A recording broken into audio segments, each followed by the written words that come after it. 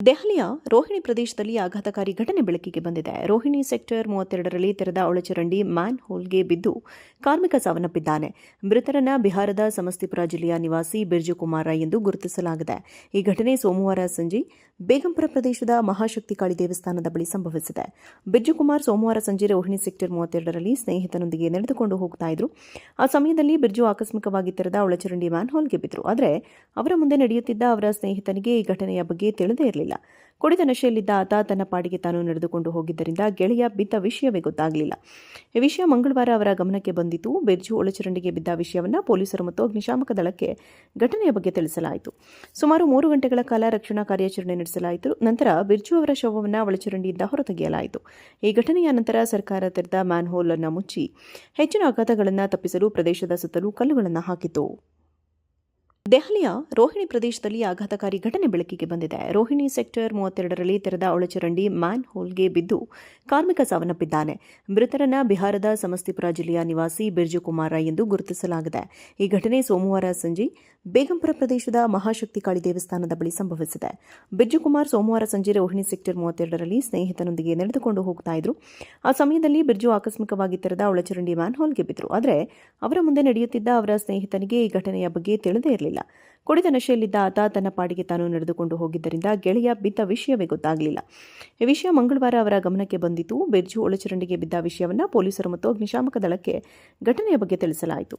ಸುಮಾರು 3 ಗಂಟೆಗಳ ಕಾಲ ರಕ್ಷಣಾ ಕಾರ್ಯಾಚರಣೆ ನಡೆಸಲಾಯಿತು. ನಂತರ ಬಿರ್ಜು ಅವರ ಶವವನ್ನು ಒಳಚರಂಡಿಯಿಂದ ಹೊರತೆಗೆಯಲಾಯಿತು. ಈ ಘಟನೆಯ ನಂತರ ಸರ್ಕಾರ ತೆರೆದ ಮ್ಯಾನ್ ಹೋಲ್ ಅನ್ನು ಮುಚ್ಚಿ ಹೆಚ್ಚಿನ ಅಪಘಾತಗಳನ್ನು ತಪ್ಪಿಸಲು ಪ್ರದೇಶದ ಸುತ್ತಲೂ ಕಲ್ಲುಗಳನ್ನು ಹಾಕಿತು. ದೆಹಲಿಯ ರೋಹಿಣಿ ಪ್ರದೇಶದಲ್ಲಿ ಆಘಾತಕಾರಿ ಘಟನೆ ಬೆಳಕಿಗೆ ಬಂದಿದೆ. ರೋಹಿಣಿ ಸೆಕ್ಟರ್ 32ರಲ್ಲಿ ತೆರೆದ ಒಳಚರಂಡಿ ಮ್ಯಾನ್ ಹೋಲ್ಗೆ ಬಿದ್ದು ಕಾರ್ಮಿಕ ಸಾವನ್ನಪ್ಪಿದ್ದಾನೆ. ಮೃತರನ್ನ ಬಿಹಾರದ ಸಮಸ್ತಿಪುರ ಜಿಲ್ಲೆಯ ನಿವಾಸಿ ಬಿರ್ಜು ಕುಮಾರ ಎಂದು ಗುರುತಿಸಲಾಗಿದೆ. ಈ ಘಟನೆ ಸೋಮವಾರ ಸಂಜೆ ಬೇಗಂಪುರ ಪ್ರದೇಶದ ಮಹಾಶಕ್ತಿ ಕಾಳಿ ದೇವಸ್ಥಾನದ ಬಳಿ ಸಂಭವಿಸಿದೆ. ಬಿರ್ಜು ಕುಮಾರ್ ಸೋಮವಾರ ಸಂಜೆ ರೋಹಿಣಿ ಸೆಕ್ಟರ್ 32ರಲ್ಲಿ ಸ್ನೇಹಿತನೊಂದಿಗೆ ನಡೆದುಕೊಂಡು ಹೋಗ್ತಾ ಇದ್ರು.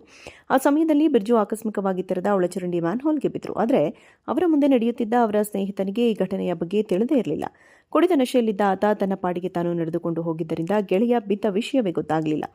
ಈ ವಿಷಯ ಮಂಗಳವಾರ ಅವರ ಗಮನಕ್ಕೆ ಬಂದಿತು. ಬಿರ್ಜು ಒಳಚರಂಡಿಗೆ ಬಿದ್ದ ವಿಷಯವನ್ನು ಪೊಲೀಸರು ಮತ್ತು ಅಗ್ನಿಶಾಮಕ ದಳಕ್ಕೆ ಘಟನೆಯ ಬಗ್ಗೆ ತಿಳಿಸಲಾಯಿತು. ಸುಮಾರು 3 ಗಂಟೆಗಳ ಕಾಲ ರಕ್ಷಣಾ ಕಾರ್ಯಾಚರಣೆ ನಡೆಸಲಾಯಿತು. ನಂತರ ಬಿರ್ಜು ಅವರ ಶವವನ್ನು ಒಳಚರಂಡಿಯಿಂದ ಹೊರತೆಗೆಯಲಾಯಿತು. ಈ ಘಟನೆಯ ನಂತರ ಸರ್ಕಾರ ತೆರೆದ ಮ್ಯಾನ್ ಹೋಲ್ ಅನ್ನು ಮುಚ್ಚಿ ಹೆಚ್ಚಿನ ಅಪಘಾತಗಳನ್ನು ತಪ್ಪಿಸಲು ಪ್ರದೇಶದ ಸುತ್ತಲೂ ಕಲ್ಲುಗಳನ್ನು ಹಾಕಿತು. ದೆಹಲಿಯ ರೋಹಿಣಿ ಪ್ರದೇಶದಲ್ಲಿ ಆಘಾತಕಾರಿ ಘಟನೆ ಬೆಳಕಿಗೆ ಬಂದಿದೆ. ರೋಹಿಣಿ ಸೆಕ್ಟರ್ 32ರಲ್ಲಿ ತೆರೆದ ಒಳಚರಂಡಿ ಮ್ಯಾನ್ ಹೋಲ್ಗೆ ಬಿದ್ದು ಕಾರ್ಮಿಕ ಸಾವನ್ನಪ್ಪಿದ್ದಾನೆ. ಮೃತರನ್ನ ಬಿಹಾರದ ಸಮಸ್ತಿಪುರ ಜಿಲ್ಲೆಯ ನಿವಾಸಿ ಬಿರ್ಜು ಕುಮಾರ ಎಂದು ಗುರುತಿಸಲಾಗಿದೆ. ಈ ಘಟನೆ ಸೋಮವಾರ ಸಂಜೆ ಬೇಗಂಪುರ ಪ್ರದೇಶದ ಮಹಾಶಕ್ತಿ ಕಾಳಿ ದೇವಸ್ಥಾನದ ಬಳಿ ಸಂಭವಿಸಿದೆ. ಬಿರ್ಜು ಕುಮಾರ್ ಸೋಮವಾರ ಸಂಜೆ ರೋಹಿಣಿ ಸೆಕ್ಟರ್ 32ರಲ್ಲಿ ಸ್ನೇಹಿತನೊಂದಿಗೆ ನಡೆದುಕೊಂಡು ಹೋಗ್ತಾ ಇದ್ರು. ಆ ಸಮಯದಲ್ಲಿ ಬಿರ್ಜು ಆಕಸ್ಮಿಕವಾಗಿ ತೆರೆದ ಒಳಚರಂಡಿ ಮ್ಯಾನ್ ಹೋಲ್ಗೆ ಬಿದ್ದರು. ಆದರೆ ಅವರ ಮುಂದೆ ನಡೆಯುತ್ತಿದ್ದ ಅವರ ಸ್ನೇಹಿತನಿಗೆ ಈ ಘಟನೆಯ ಬಗ್ಗೆ ತಿಳಿದೇ ಇರಲಿಲ್ಲ. ಕುಡಿದ ನಶೆಯಲ್ಲಿದ್ದ ಆತ ತನ್ನ ಪಾಡಿಗೆ ತಾನು ನಡೆದುಕೊಂಡು ಹೋಗಿದ್ದರಿಂದ ಗೆಳೆಯ ಬಿದ್ದ ವಿಷಯವೇ ಗೊತ್ತಾಗಲಿಲ್ಲ. ಈ ವಿಷಯ ಮಂಗಳವಾರ ಅವರ ಗಮನಕ್ಕೆ ಬಂದಿತು. ಬಿರ್ಜು ಒಳಚರಂಡಿಗೆ ಬಿದ್ದ ವಿಷಯವನ್ನು ಪೊಲೀಸರು ಮತ್ತು ಅಗ್ನಿಶಾಮಕ ದಳಕ್ಕೆ ಘಟನೆಯ ಬಗ್ಗೆ ತಿಳಿಸಲಾಯಿತು.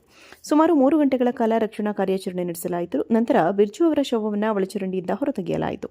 ಈ ಘಟನೆಯ ನಂತರ ಸರ್ಕಾರ ತೆರೆದ ಮ್ಯಾನ್ ಹೋಲ್ ಅನ್ನು ಮುಚ್ಚಿ ಹೆಚ್ಚಿನ ಅಪಘಾತಗಳನ್ನು ತಪ್ಪಿಸಲು ಪ್ರದೇಶದ ಸುತ್ತಲೂ ಕಲ್ಲುಗಳನ್ನು ಹಾಕಿತು.